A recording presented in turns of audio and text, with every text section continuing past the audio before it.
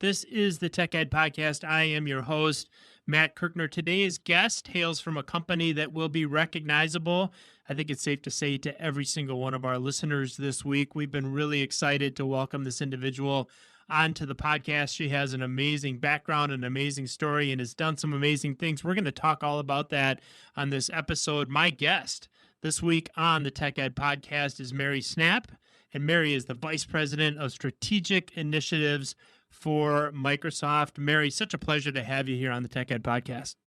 Thank you. I'm so looking forward to this.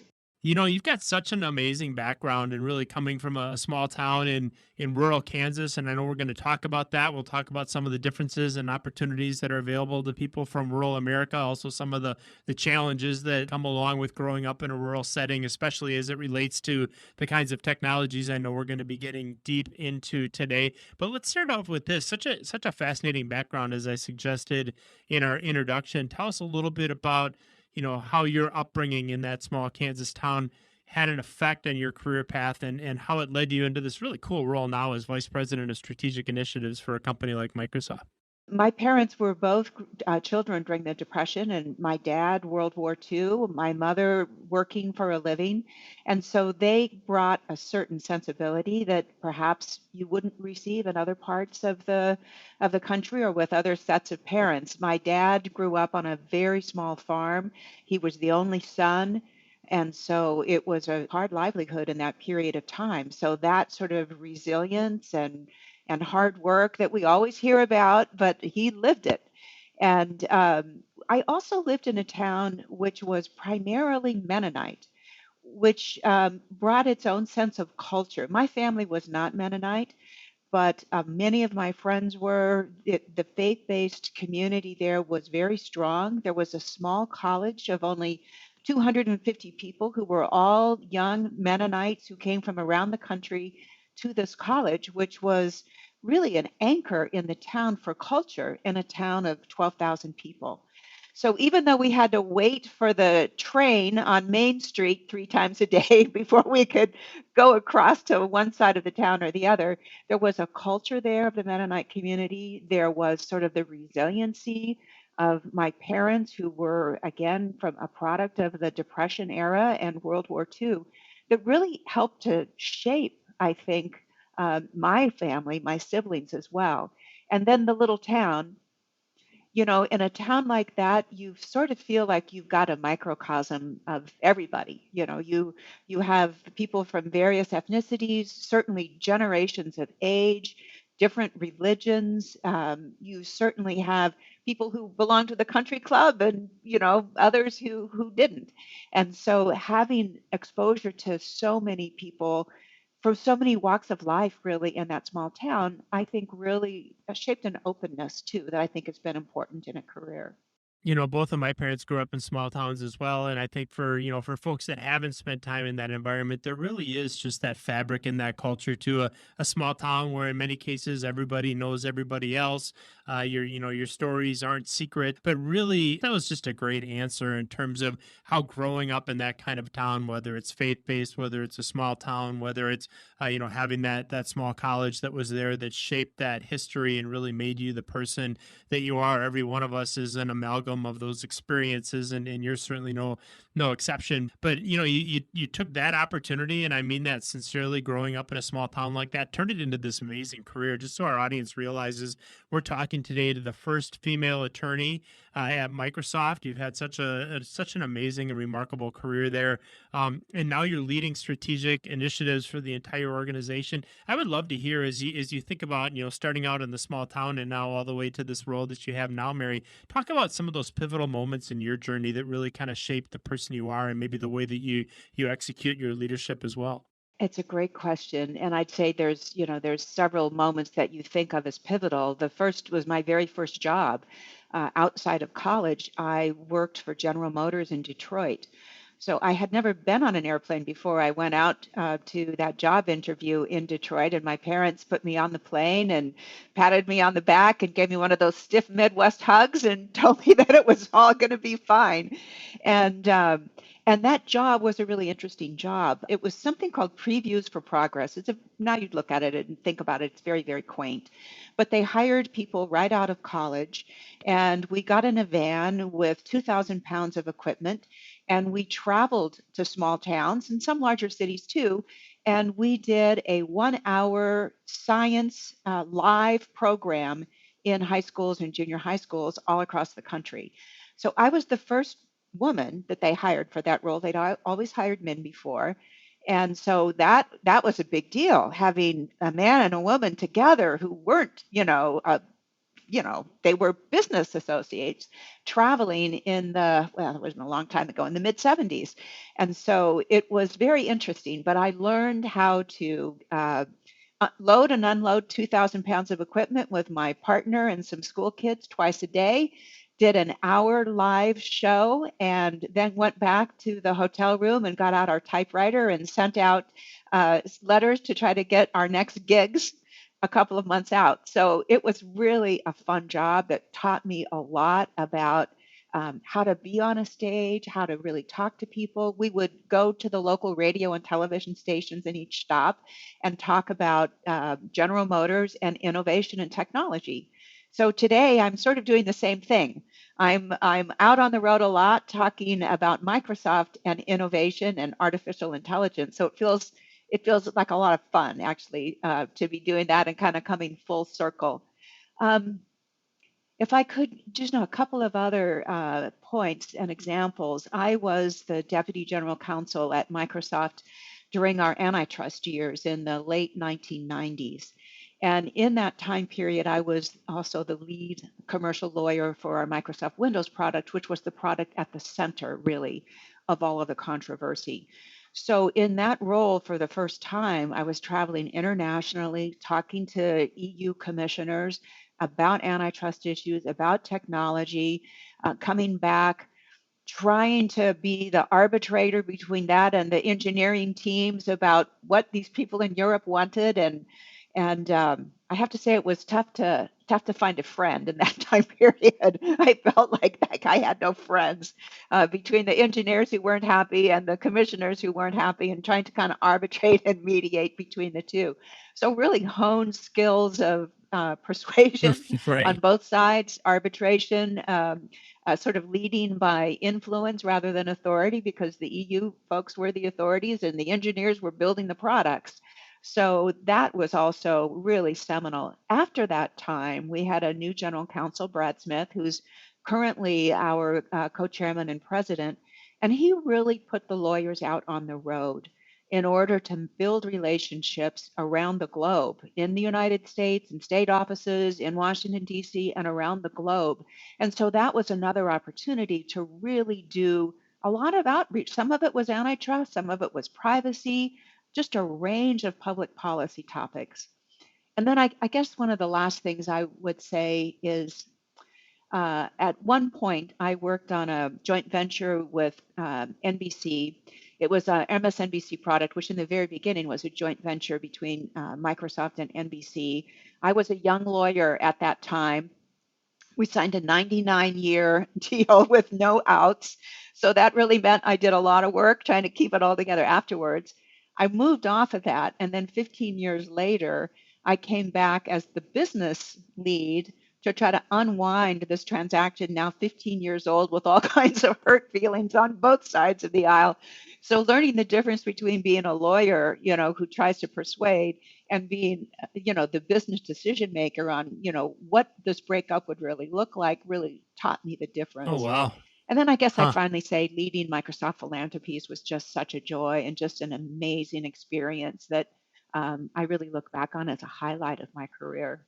And I want to touch on that philanthropic aspect here in just a moment, just to reflect on some of the things that you just shared. Though, first of all, being this awesome advocate for at General Motors for innovation, for technology, I'm sure for a lot of the careers that were available to folks at General Motors at that time. And then you talk about all this time as an attorney and working with engineers and working with the EU. I'm traveling to Phoenix later this week to deliver an address to a group of senior leaders of higher education institutions, so community colleges, technical colleges, universities from all over the country. And we're talking about what it takes to lead in the age of AI. And one of the things I'm suggesting to them is look, it takes a combination of nuance. So, as a good friend of mine once told me, leadership is all about knowing when to pull, knowing when to push, knowing when people need a hug, and then having the wisdom to know which to do when. And then the flip side of it being, having the discipline to recognize that, especially as we see artificial intelligence become more ubiquitous, not just in education, but across the entire economy, recognizing that you're going to have your eye on the future and make some tough decisions along the way. And I think in a lot of ways that those lessons kind of resonated in the things that you just shared. So this interesting evolution, you had several phases, and you actually mentioned Brad Smith's name. I had an opportunity to meet him now, as you suggest, president of Microsoft, probably I met him through Mark Money he's a chancellor at the University of Wisconsin Milwaukee. It was probably 4 or 5 years ago, if memory serves. What an amazing leader he must have been to work with, and I know we'll talk about that a little bit as well. But before we do that, I want to talk about this approach to strategic partnerships and in the philanthropy side of what we do. You really have a really cool job now, in terms of all the relationships and all the good that you're able to do, and really building on all that experience. So tell us a little bit about that, and how has that world of philanthropy and strategic partnerships as well. How did that evolve over the course of your career at Microsoft? Well, I'd love to talk about that, but I'd love to tell you a story first. Please. A few years ago, I was out talking to a group. I don't even remember what group it was. It was in Boston, though I remember that. And I was talking about, I think I was just beginning to lead philanthropy, and I was talking about the power of using large databases to help inform decision making. And I remember giving this presentation, and of course, I thought it went just fine. And then I went to the back of the room, stood behind a pillar because it was about 2 o'clock. I'd had nothing to eat. So I'm like grabbing a sandwich. And I heard a person on the other side of the pillar say, not to me, but to her colleague, huh, big data is not going to tell me whether that little boy needs a hug today. And I'm like, you know what? She is right. So you really need to balance, that kind of learning with that learning that is uniquely human, which will never be replaced by artificial intelligence. And so I'm always reminded it's about a 10-year-old story now, and I think about it a lot, sort of understanding, what the roles are. Every once in a while, somebody just takes a really, really complex topic and distills it down to a sentence, right? And so you could give an hour-long presentation on the importance of nuance and emotion as it relates to big data and AI and machine learning and so on. And then you hear just in that one sentence from somebody something that tells the whole story. So thank you for sharing that. Yeah. I led philanthropies at a time when we really actually were just starting to have a dedicated team. We had had philanthropy tucked into various other parts of the organization at various points in time. So when I came over, we created a dedicated team whose job was 100% focused on philanthropy. We made, I think, what was a very important decision, and companies have gone either way on this, but we made a very important decision to lead all of our philanthropic efforts within the company. So we did not create a separate foundation. And we did that in part because we wanted to really draw on our entire employee base to help support the philanthropy. You may know that Microsoft has had an employee giving program since the early days of Bill Gates. And the story is that his mother was on the board of the University of Washington Board of Trustees. She was very involved in the community, as was his father. And she really pressed him to start a Microsoft employee giving campaign in the very first years after the company went public. So now our employees are also very engaged, and we wanted to be able to draw on their interest, their alignment, their giving as well to help support broadly corporate efforts, as well as to support their efforts individually. So we left it within the corporation and, as opposed to sending it out. We at the time wanted to really align ourselves with what the company needed as well, hopefully doing good at the same time. And when we first started thinking about this dedicated work with philanthropy, we learned that this was in, say, 2012, 2013, 15. Only 3 or 4 states in the United States counted computer science towards a science credit for graduation from high school, which meant that computer science was viewed as just this nothing class that you might take that wouldn't really get you anywhere towards graduation.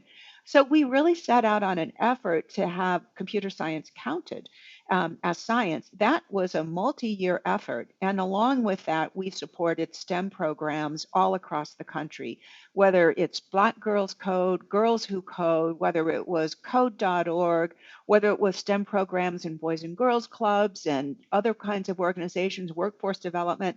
So we really started to focus on that notion of computer science. Now, I think I know the focus of our philanthropy work is on workforce. So we now have 50 states who count computer science towards a science graduation. I'm sorry to say that my home state, Kansas, was the 50th of the ones to come through, which was we got it. We did get it. And now we're very focused on workforce development. We do a couple of things that I think are interesting. The first is we really want to drive scale. And so that means working through partners who can help us drive scale. So that might mean a UN organization if it's focused on data sets on migrants and famine and what we might do to really help predict famine and where famine will occur to help UN organizations get to where they need to be ahead of time, or whether it's a large organization that can really deploy lots of training materials with high quality. So, that notion of finding partnerships with scale. I think we've also been really focused on piloting, wanting to be able to innovate and pilot to see what works, what can be replicated, what we can then talk about with others about something that could happen. Another, I think, really important thing you learn with partnership is that you have to listen to the community first. It makes no sense to come into any community and have a point of view on what that community needs without asking them. And it's surprising the number of people who sort of forget that very important lesson. People know what they need, and you don't necessarily know that. So that I think has been very important. Um, and I guess I'd say a couple of more things that I think were significant that we really started thinking about with philanthropy. We had an effort to provide disaster relief, and employees who are very interested in doing that. They were doing it, themselves, deciding that they were going to charter a plane and deliver goods to a war-torn area or a hurricane-hit area. Again, doesn't scale very, very well, and not particularly safe. So what we really wanted to change the way we thought about disaster relief to include humanitarian relief for man-made situations. Before we focused on hurricanes, floods, all horrible things, but we really wanted to be able to address refugees for war-torn situations. And we did that in the beginning by working again with large organizations like a Mercy Corps or UN organizations. And our first efforts were what are the areas that we can do where we can drive scale and impact. So we helped to put Wi-Fi hotspots along refugee routes because we thought that was something we knew how to do. It enabled them to get resources and access to a broad variety of other things. So thinking about what we can do at scale using assets that we have to help others was really sort of the model. And in that vein, we started a team called Tech for Social Impact within Microsoft Philanthropies. You might remember, well, the world has sort of shifted from what we call on-prem and disks and things like that for software to everything being in the cloud. Things in the cloud actually cost a lot more money because you're using energy and cycles and electricity and that sort of thing. We knew that our nonprofits needed to move to the cloud. We also knew that our program of providing free software wouldn't sustain the cost that was going to be involved as the needs scaled and the dollars scaled to provide those needs. So we created a sales program for nonprofits. We sold and we do sell our best products at 70 to 80% off of the corporate rate, and we provide account support. So that means that nonprofits actually get a Microsoft account manager who will help them, drive their digital transformation needs. And we also agreed with our CFO, Amy Hood, who's just amazing, that our revenue over profits would go back into funding philanthropic work at Microsoft. So it sort of creates this virtuous cycle that I just was super excited to have been a part of in the beginning, and to watch it grow now is just really, really fun.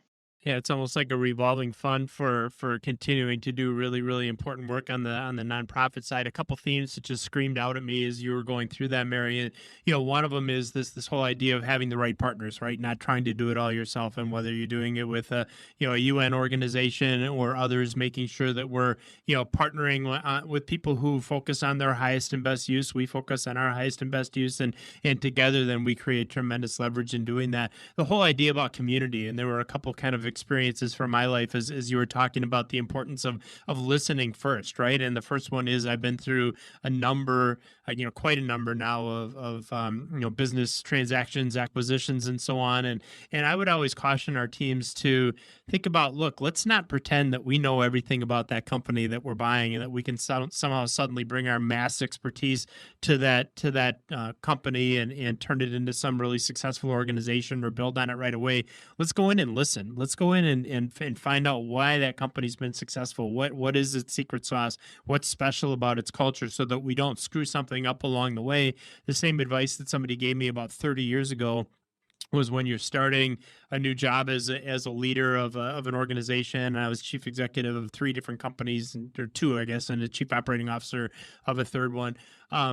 Go in there with, at that point, it was always a yellow legal pad, right? Don't go in there with the answers. Go in with a legal pad and a pen. And their first 6 weeks was what we used to say: do nothing but take notes, listen, ask questions, and then let all of that distill itself into the eventual solutions that will come as a result of that. And then the other thing you mentioned is piloting and trying a lot of things, or a number of different things, figuring out what works well, how we might be able to combine ideas and have a really successful outcome, so that once we're ready to, we can do it at scale, and we do our experimentation. And now we can take, the huge reach of an organization like Microsoft and its philanthropic work, and then do it at scale so that you can have a huge impact. And clearly you've done that. As we're thinking about this idea of doing things at scale, and maybe switching gears a little bit from the philanthropy for now to some of the things that are happening here in my home state of Wisconsin, which is really remarkable. But just to put this into perspective for our audience, Microsoft is making a huge investment in the Midwest and in the state of Wisconsin. It is a $3.3 billion cloud computing and AI infrastructure data center. You're creating the first manufacturing focused artificial intelligence co-innovation lab. We're going to talk about that. An AI skilling initiative to equip more than 100,000 of our state's residents here in Wisconsin with essential AI skills. So let's talk about this a little bit. I mean, the $3.3 billion. I mean, that obviously is just a tremendous investment, and can't thank you and Microsoft enough for the investment you're making in our community. Let's talk about the goals, and let's talk about the aim that you're hoping to achieve with this huge initiative here in Southeast Wisconsin. Well, as you know, Wisconsin is also a location of one of our pilots from now, I guess, about 6.5 years old, called TechSpark. So I'll talk a little bit about that. But as a result of that work, we are very familiar with Northeast and Southeast Wisconsin from the work that we have done there. I have made, I'm guessing, about half a dozen trips, in the last 3 or 4 years there. Boy, I cannot think of a region that is more focused on innovation and manufacturing, specifically in innovation, than those parts of Wisconsin. When I go out and I meet with the Northeast Wisconsin Manufacturing Alliance, and I listen to, literally, there are hundreds of manufacturers who are part of that alliance, eager to learn about artificial intelligence, eager to learn about cybersecurity for their businesses. When I go to visit Titletown Tech, which is a partnership between Microsoft and the Green Bay Packers, and then some investors in the community, there are about 30 startups there now, some of whom moved from other parts of the country to come to Wisconsin because of the innovation atmosphere there and the startup location that's right at the home of the Green Bay Packers Stadium. It's just really phenomenal to go. You're right at where the Packers play, but there's also a major community park there with a ski slide. There's an open area for skating in the winter and yoga in the summer. And it's just a community gathering place as well as this spot for innovation. So we'll be building a data center there. It will be one of the most modern data centers in the world. It will focus on large AI compute. It will be incredibly modern in terms of the way it's going to try to use renewable energy, which is super important as we go forward with all of this work. It will be, for example, be using a wastewater recycling system that will be a closed loop. So once the water goes in, we can recycle it over and over again. We have no need to get additional water from other parts of the community or from the land. And so that is just a really, I think, one of the most innovative things. We're also working to build solar power there too, to help power not only the grid that we need, but the grid in the community. So I think more and more those data center stories come with sustainability stories too. And we will have a need for workers. There will be the construction process, but there will also be thousands of workers that will be employed based on the building out of this data center. And we want not just to have the data center, but we want the whole community to be skilled and knowledgeable about what goes on in there, about artificial intelligence, so they can use it in their own jobs, with their own family and their own businesses, whether small or large. And so that's a big part of the build out of the AI fluency skills and curriculum, both in the technical college and through United Way and other kinds of partners at more of a broad based level. It's so exciting to hear you talk about, first of all, the scale, to use that word again, on which you're doing this. You think about, and I'm, by the way, I think, I'm a lifelong Wisconsinite. So the state is very near and dear to my heart, and Southeast Wisconsin particularly. But you think about the leadership and the collaboration in terms of, whether it's regulation, permitting, economic development, and a number of the folks that I know were involved in this are former guests on the podcast. Certainly, Wisconsin Governor Tony Evers has joined us. Wisconsin Economic Development Corporation Secretary Missy Hughes has been on. So, I think a lot of times, this whole idea of sustainable energy and energy innovation gets lost in terms of when we think about, energy. We may think about the coast. We may think about things going on maybe in states like Texas at the invitation of actually a former Microsoft executive, Governor Doug Burgum of North Dakota. I keynoted an event with him, his Summit for Innovative Education, a little over a month ago, and I talked in that. We were in Bismarck, North Dakota, and a pretty decent sized audience of educators from across the state. A lot of times we lose sight of the fact that here in the Midwest, whether it's energy infrastructure, whether it's reliability of the grid, in some cases availability of energy and sources of energy in states like North Dakota, and also innovation in alternative sources of energy. There's a ton of innovation that's happening here in the Midwest that I think gets lost sometimes. And so to hear you talk about that being so important as well, again, makes me feel really, really proud of the world in which we live. You mentioned Titletown Tech, and certainly that, if for anybody that hasn't been up there, I've toured it along with some of my friends from Fork Farms about a year ago. Met the leadership team there. It's really just something to behold in terms of the innovation and the incubation that's going on of these emerging technology companies in Green Bay, Wisconsin. And then, kind of bringing that back to the concentration of manufacturing. If you look at the corridor between, say, Green Bay and Chicago, it's the densest collection of manufacturing companies, particularly machining companies and metal fabrication companies in the world. All of these great things that are happening. And so again, really, really fulfilling to me to hear you say all those great things about our state. Well, Matt, we can't overlook the role that the Packers themselves have played and Packers leadership. When I go and I see the impact that they've had on the community and continued impact on the community, and when I look at what they've built in Lambeau Field and having that space that's really available for the community to use too, whether it's a board meeting or whether it's the United Way meeting or a conference of journalists, having that space open is just an amazing gift to that whole region.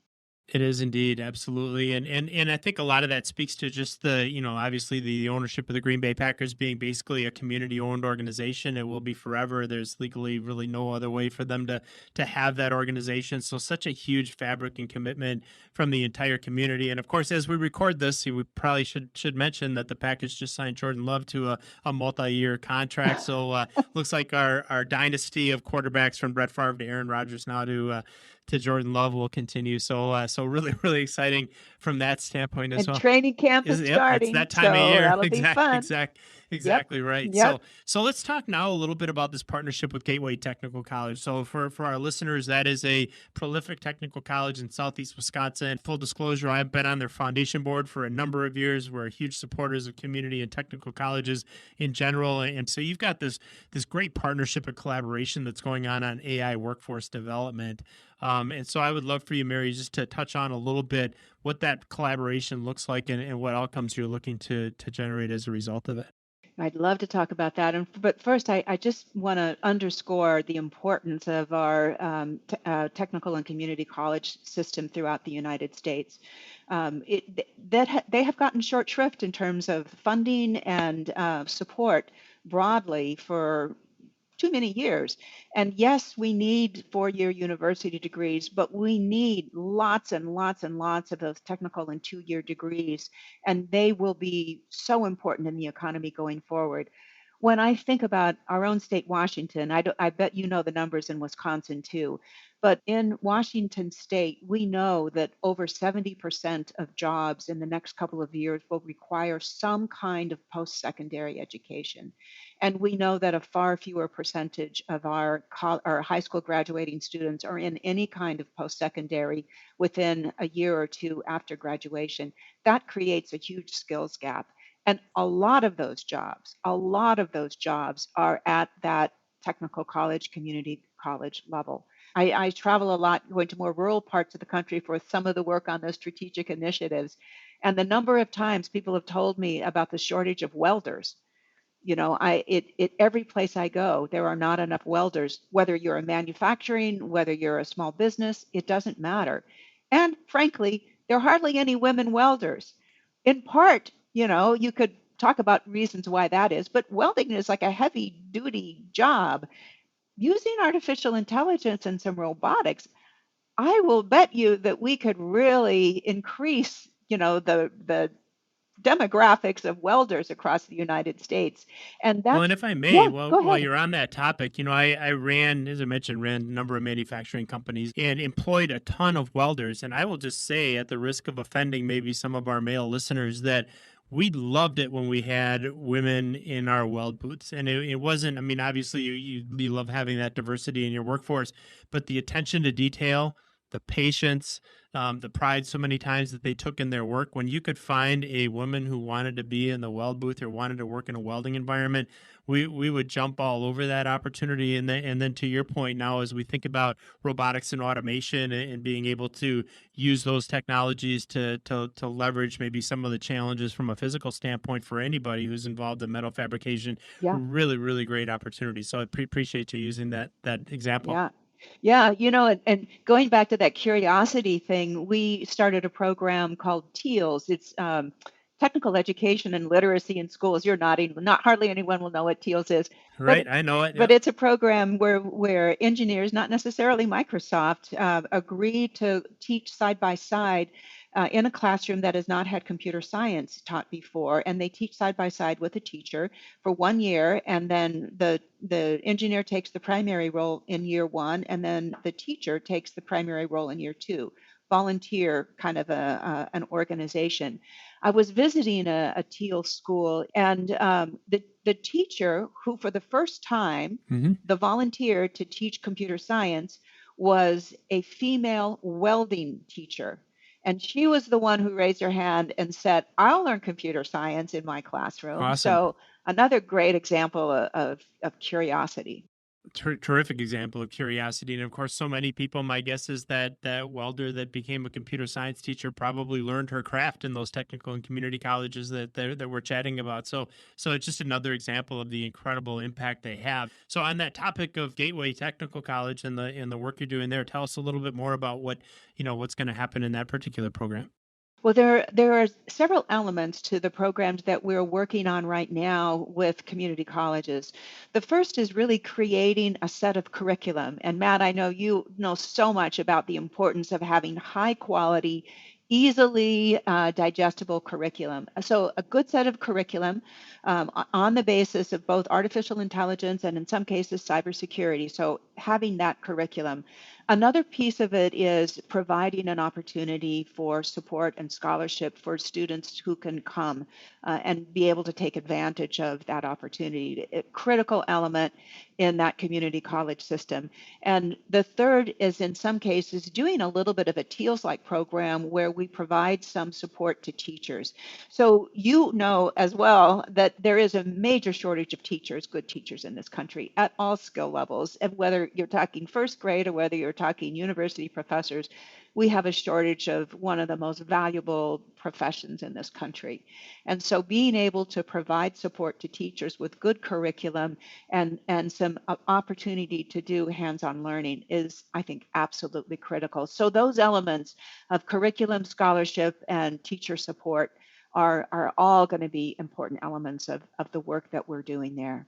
When we think about how we advocate for these things with our educators, really we say K to grade. I mean, it's elementary school all the way through the incumbent workforce. And as technologies change and as the world continues to move as fast as it does and will continue to move that fast, reskilling our incumbent workers is really, really important as well. I love to hear the idea of the focus on curriculum. That's where it all starts, right? So there's a methodology to how we teach people, how we teach them efficiently, how we reach them in a number of modalities, how we recognize that not everybody learns the same. That is a science, and it's really, really important for us to recognize that. Certainly, the scholarship aspect of it, and making sure that the funding is available for people that take advantage of these opportunities. And then, to your point, training teachers. And I love stories, whether it's somebody who teaches welding and wants to become a computer science teacher, whether it's a math teacher that wants to learn how to teach advanced manufacturing.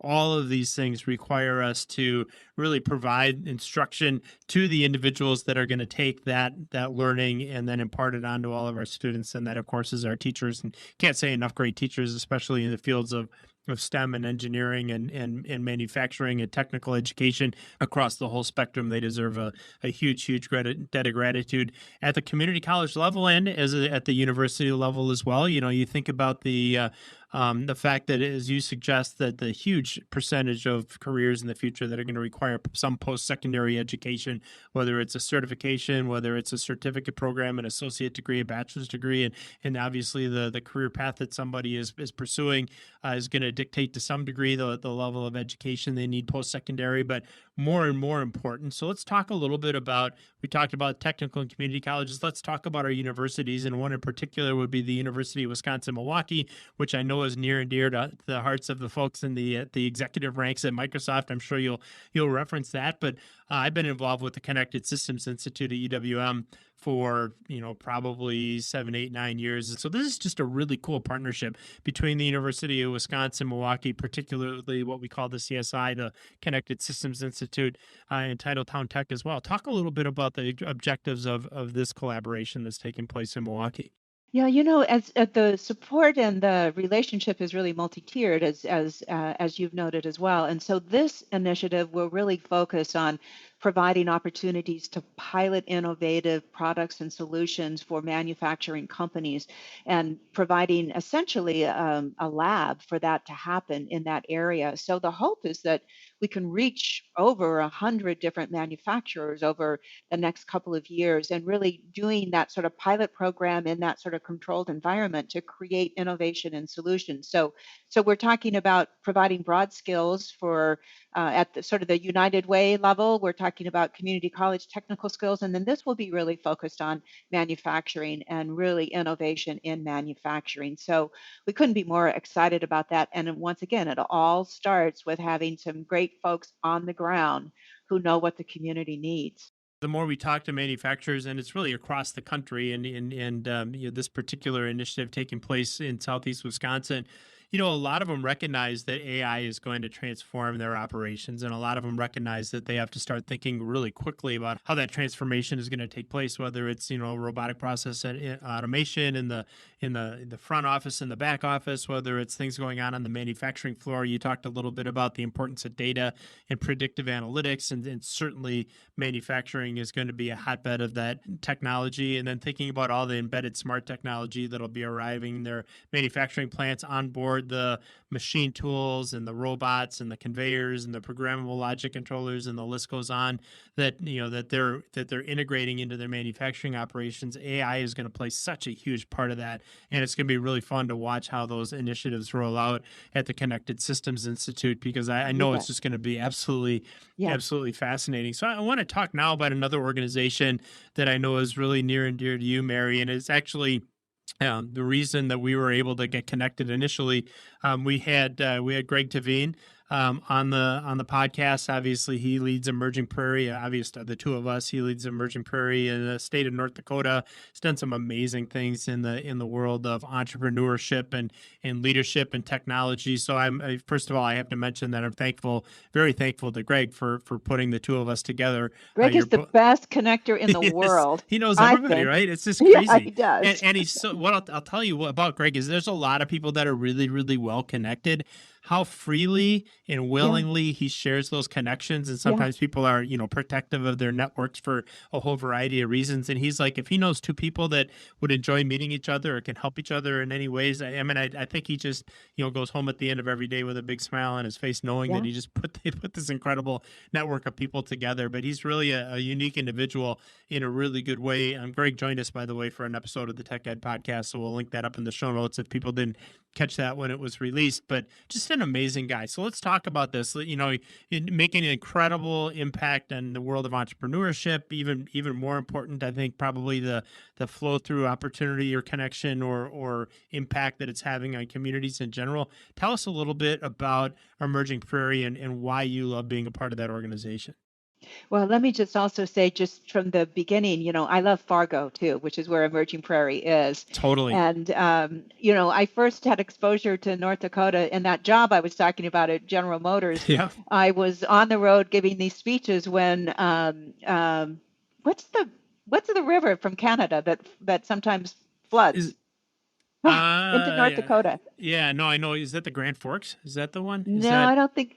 We'll find out later. and we'll But link it in the show notes. Melissa will yeah, find out what river flows so from Canada and North I Dakota. I was in Bismarck giving these speeches, and the entire town flooded, and so I was, Wow. in the hotel for 3 days while everyone came out. Talk about community! Everyone came out to put sandbags along Main Street so that Wow. the kids could get to school with only like one day down. So another example of just sort of great communities there. And Microsoft, as you probably know, we have about 2,000 employees in Fargo. Wow, And yeah. that is the result of an acquisition called Great Plains Software, which was Hmm. founded by Governor Burgum. Of course. And the He mortgaged his governor, farm, by the way. Mortgaged the family farm to buy that company. It's an amazing story of it entrepreneurship is, and risk. Yep. and then selling it to Microsoft and coming to Microsoft and Yep. spending time and learning from Doug Burgum was just really, again, one of the great joys of my time at Microsoft. I I can was able to imagine. be his lawyer on a couple of smaller transactions, and you can really learn a lot from him. So I Tremendous. have a real fondness for Fargo as a result of that acquisition and time spent there. And was talking to Greg. Where was I? I was in Bentonville, Arkansas, talking to Greg over a glass of wine at a conference there, and we were basically talking about backgrounds and history, and he invited me to join the board, and I was just thrilled to do that. So Microsoft also has a TechSpark location there. We partner with Emerging Prairie on that. And they are building, and we are well underway for building Grand Farm, which we're talking about being the Hmm. farm of the future. Yep. So, as manufacturing is to Wisconsin, I'd say ag innovation is to North Dakota. Hmm. And you go to Fargo and Bismarck, and you will meet the most incredible people who you have to prod to tell you a little bit about their careers and their lives, because it's that kind of Midwestern kind of reserve, the Great Plains Totally. Reserve, which I am familiar with as well. You have to take a while to get there, but you realize that these are some of the the finest innovators in ag, just amazing people. So it's a place where innovation is sort of at the heart of what happens. Grand Farm will be a signature project for innovation, whether it's the startup ecosystem or whether it's companies already existing coming out to do experiential work on what's 400 acres there. The last time I was out visiting and with Emerging Prairie, they also provide a lot of support for what's called, I think it's the Digital Code Academy there. Hmm. And these are people who have already been in careers and have chosen to change careers to do something more in that AI digital space. Hmm. So we were able to listen to a dozen or so students in the program. Some came from careers in hospitality, some were chefs, some, had careers in welding, for example, and Hmm. they all were taking time away to do this intense, focused digital academy training and landing great jobs in the region. So to me, that's a super important thing that you're able to get great jobs in the place that you love and you don't have to go to the big city because the big city isn't that attractive to a lot of people. To some of us it is, and but not to everyone. And to be able to have good opportunity all around the country is just so important. And Emerging Prairie, I think, is going to be a leader on that front. No question. I was just reading an article in the Wall Street Journal this morning, like literally 6 hours ago, about that whole idea that going to the big city. I mean, and you could fill in the blank of some of the larger metropolitan areas in the U.S. and certainly great career opportunities for some folks in those areas. But how more and more young people are deciding that hey, maybe going to a gigantic city where the cost of living is really really high, and maybe the opportunities aren't what they are in some of the smaller spaces across the United States. Kind of interesting to see people coming to that realization. I was at Grand Farm. I think it's been about a month now, maybe a little bit less ago, and just to see that becoming what it is. I mean, it's close to 600 acres, and it's going to be just a tremendous hotbed of innovation in the world of precision agriculture. And you're right. I mean, they take their agriculture serious in North Dakota, and it's not just the ag side of it, but tying that to innovation and tying that to what the future of ag is, and then recognizing the huge role that data plays in that. And I want to give you an opportunity. I know you've got some solutions for the education space that you're working on at Microsoft for this whole idea of precision agriculture and data acquisition and working with 4-H and FFA, and would love to hear a little bit more about that. Yeah, thanks so much. Well, this is a program we have called Farm Beats for Students, and the history of it is really kind of unique. During the time when I was leading Microsoft Philanthropies, Satya Nadella was relatively new as the CEO of the company, and he really wanted to instill this culture of a growth mindset in the company. He'd read the Carol Dweck book. We all then read the Carol Dweck book. We were all thinking about what growth mindset meant, and he started something called a hackathon where employees could come together in teams, take 2 or 3 days off work, and try to build a solution to a problem that was important for them, either personally or professionally or for whatever reason.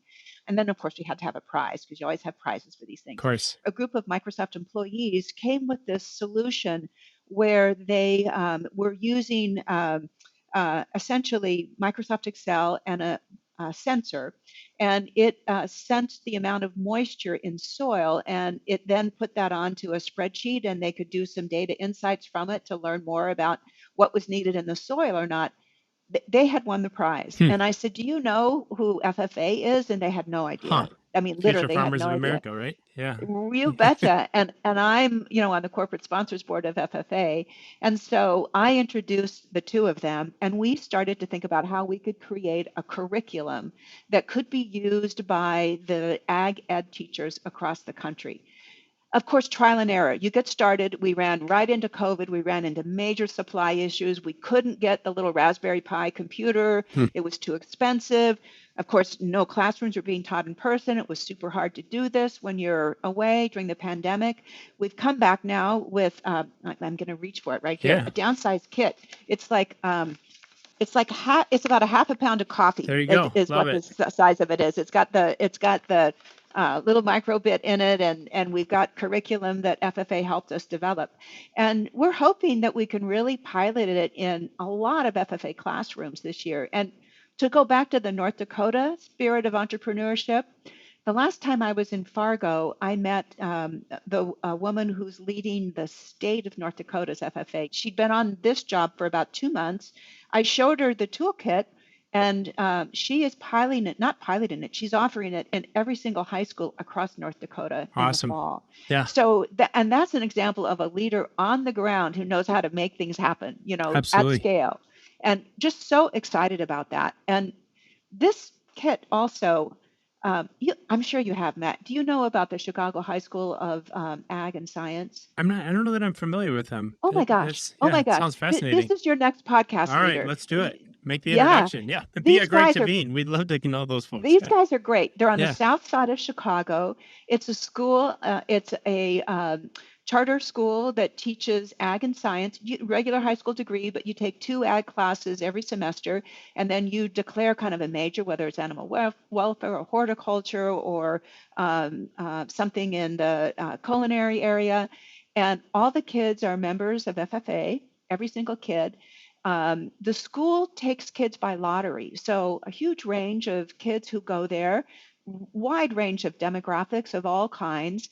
The school has chickens, horses, pigs, turkeys, Oh, tilapia, llamas. I mean, that's the awesome. barn cat, the kitchen that's a a restaurant kitchen, and the kids really come out with an interest in ag at a much higher percentage. Yeah. A lot of the kids don't go there thinking they want anything to do with ag. They go because it's a great school. Hmm. And then they end up with some 30 or 40% of the kids coming out wanting to pursue a career somewhere in ag or ag adjacent areas. But I visited that school again through FFA, went to the computer science classroom, and there was the teacher, and told him about Farm Beats. He's teaching it in his classroom, and boy, I mean, this is an amazing teacher. Talk about curiosity, talk about, being able to reach kids with a passion. That sounds awesome. And it really does show, with Farm Beats and the great success you're having, how a really good idea, executed kind of at scale. We talk about that and getting it across the entire state of North Dakota, and now, in other states in the U.S.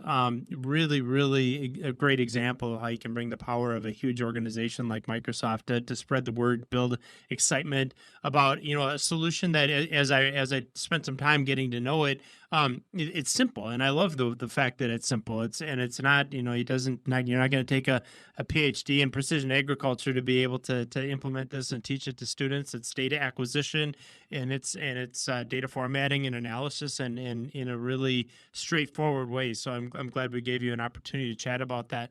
Yeah, absolutely. So let me ask you this, Mary. As you think about artificial intelligence, you think about the future, you think about all the huge investments that Microsoft is making. Are there projects you can share with us now that would wow our audience a little bit? That'd be like, oh my goodness, I didn't know we could do that with data and AI and machine learning. What are you up to? We're sort of on a mission building out these data centers across the globe now, which for Microsoft, it's a different business model for us. We're essentially in, the brick and mortar and the hardware business now, which you would not have thought about. So that is just a super exciting change for the company. In terms of thinking about things going forward, I think the applications, in particular in some of the medical research areas, are just astonishing. We at Microsoft have a group of data scientists within Brad Smith's organization. They are called the AI for Good Lab. It's led by a computer science PhD. They're doing some amazing things, whether it's with the UN on predictions on weather and satellites, or whether it's with our Fred Hutch Cancer Institute and helping to predict early markers of breast cancer in women, whether it's with working with the University of Washington's Population Health Institute to try to identify markers of the environment and other determinants of health in various populations and in locations in cities and communities. They're just doing some amazing things. But one of the applications that I love to talk about is this notion of how to really improve people's eyesight. This notion, it's called retinopathy. There are very few eye doctors in the world, and there are many places in the world with no eye doctors. But being able to have an AI tool that can diagnose this disease and help to provide some support for a surgery to help positively impact and cure that disease. It's just an amazing example of how artificial intelligence can be used to improve individual lives all around the globe. You hear so many people talking about the doom and the gloom, and are the robots going to take over, and are we going to lose what it means to be an individual in the age of artificial intelligence? And that's where I think a lot of nuance comes in, and making sure that we're understanding what these technologies are and how they're going to affect humankind and so on. But you start thinking about the good that can come from data and the good that can come from artificial intelligence, whether it's in the world of healthcare or climate and climate science and prediction. I mean, all of these challenges that we face as a society in so many ways, I think, are going to be positively affected by artificial intelligence. Makes it, I just think it's one of the, it's got to be the most exciting time to be a Yeah, human being. It's just all the possibilities. it's fun. It's a lot more fun than the antitrust years, I'll tell you that.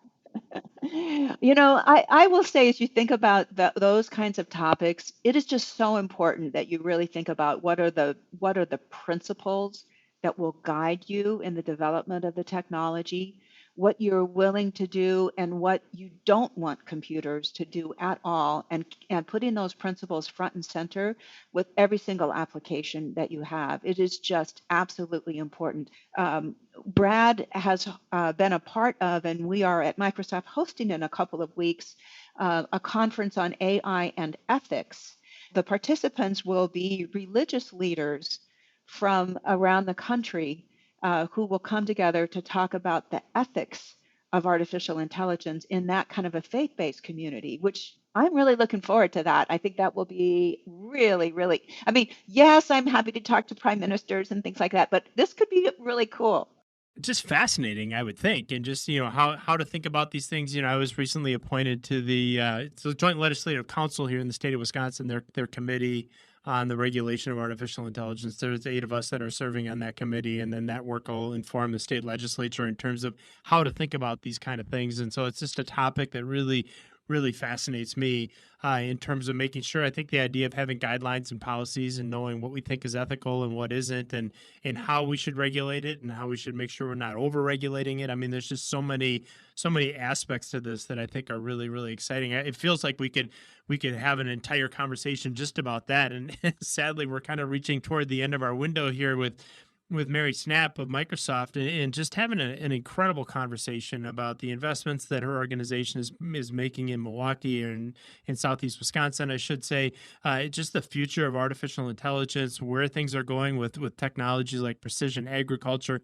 Absolutely fascinating. On that topic of precision agriculture, I did have one question on my mind, Mary, before we get to our final question. In as much as you grew up in this small rural town in Kansas, I think it's really important that in as much as a lot of these investments are going into places like Green Bay, Wisconsin, and Milwaukee, Wisconsin, and Seattle, Washington, and so on, also important to make sure that our rural communities don't get lost in that whole mix. Do you have thoughts on how we make sure we mitigate the inequities that could take place in rural America, as opposed to some of the opportunities that may be evolved in our more urban settings?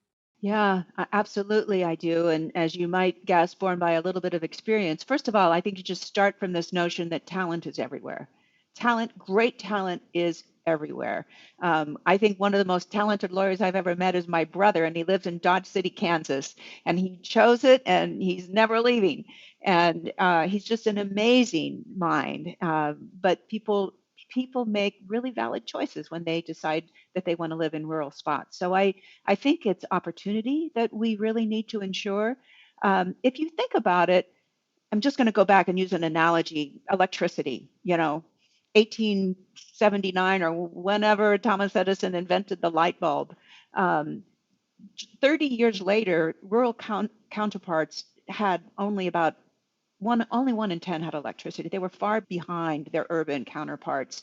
And we had the FDR administration that really put transmission lines and infrastructure in place to build electricity. They also put a woman on the road, actually, another woman talking about technology on the road. Her name was Louise Ann Mamer. She was hired by the Rural Electrification Association to go around and talk to rural women about the benefits of electricity for dishwashers and refrigerators and washing machines. And it was actually, if you look her up, she is awesome, just really awesome. Um, but there are still tens of millions of people across the world who don't have electricity. And you cannot start to talk about innovation and AI, broadband, without talking about electricity. So, our goal is to ensure that this new technology doesn't go the way of electricity, that it becomes accessible everywhere fast. And that does mean broadband, really great broadband, and we're making good strides. And it does mean having access to curriculum and training, the great work that you're doing, Matt. So I think it's just so important to provide access to technology everywhere, absolutely everywhere. Absolutely. As you're telling that story, my father, who was born in 1936, I've heard him tell the story many times about remembering it when he was, I think he was maybe like 8 or 9 years old when electricity finally reached their farm in southwest Minnesota. So, literally one generation removed from me, my father spent the first 8 years of his life without any electricity on his farm. Is just absolutely Yeah. fascinating to see where we've My been. mother spent the first 15 years with no indoor plumbing. Wow. A hard, little tiny town, hard, a hard, town of 200 people, Wow, actually. hard, Yeah. hard, hard to believe, but it is incredible how far technology and how far we've advanced in that last 100 years or whatever it's been. Some fascinating stories that come from that generation. I know there's some fascinating stories that you have from your background as well. And I'm gonna, with our final question for Mary, I want to turn the clock back to that time when you're this 15-year-old girl growing up in rural Kansas. You've got your whole life ahead of you. Probably didn't know that GM was hanging out there in front of you at some point, and a great company like Microsoft and all the innovation and the just really amazing roles that you've had there over your career, Mary. Let's go back to that 15-year-old girl, and with everything you've learned over the course of your career, if you could give that girl one piece of advice, what would that piece of advice be? You may not know it today, but I was a very shy little girl. I was very shy, and it took a lot to get me to talk to anybody in more than two or three sentences. So I think I would have encouraged myself a little bit more to be a little less shy, and I was a very serious little girl too, and just to have more fun. Fun is just kind of really important. I maybe missed out on a little bit of fun growing up. Yeah, absolutely. So a little less shy and have a little more fun. You've certainly, whatever shell that was, have grown out of it over the course of this period of time. Just an amazing conversation, really organic conversation about all the awesome things that Microsoft is doing, all the good that you've done. And I want to, and as much as you complimented us, compliment you personally, Mary, for the incredible change and the impact that you've had on the world, continue to have on the world. It's clear that you're doing it for all the right reasons. And I've really, really enjoyed this conversation. So thank you so much for spending some time with us. Thank you so much, and I just credit Microsoft for giving me the opportunity. Mary Snapp, the Vice President of Strategic Initiatives for Microsoft, has been our guest on this episode of the Tech Ed Podcast. I want to thank Mary for joining us. Thank our audience for being on as well. This was just a great conversation about all the huge investments Microsoft is doing, all the great things that they are doing across the United States and around the globe. They deserve a tremendous amount of credit for that work. And we want to also point you to our show notes. There are a lot of great products, solutions, and resources that we talked about on this episode. We will make sure and link all of those up on the show notes. They can be found at techedpodcast.com/snap. That is techedpodcast.com/SNAPP. And don't forget, as we remind you every week, to check us out on social media. You can find us on Instagram. We are on Facebook. We are on TikTok. We are on LinkedIn. Wherever you go to get your social media, you will find the Tech Ed Podcast. While you're there, say hello. We would love to hear from you. And we would love to see you again next week on our next episode of the Tech Ed Podcast. Until then, I am your host, Matt Kirkner. Thank you for being with us.